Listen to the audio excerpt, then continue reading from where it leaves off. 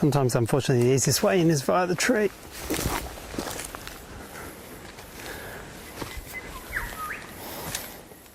No, just chopped over for no purpose. Yes. Right.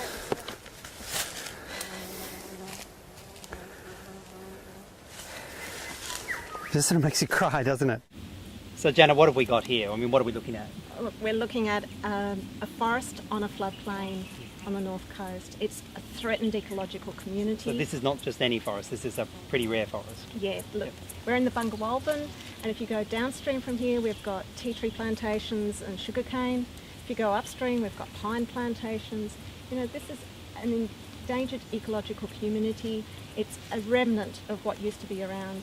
It's on floodplain country, so you can tell that through the soils. There's a lot of silt.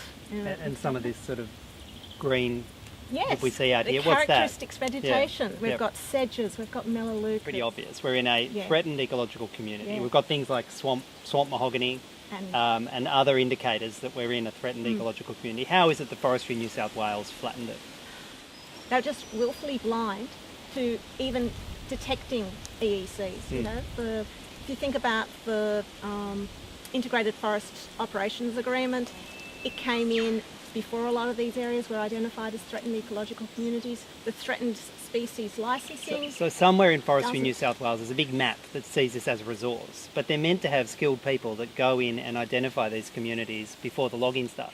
This is a renewable timber resource, but it has to be managed sustainably so that there is going to be a resource to log in the future. And But we know Forestry New South Wales have signed themselves on to wood supply agreements I with know. the likes of Boral, which means they've got unsustainable yields. And it's a short-term commitment, and they're not looking into the future past that point. And just back here, this is the kind of threatened ecological community that we saw being logged just the other side of that forestry road. It's precious, it's dense, it's biodiverse, and we risk losing all of it unless we can take some action now and get Forestry New South Wales to stop these kind of unsustainable practices.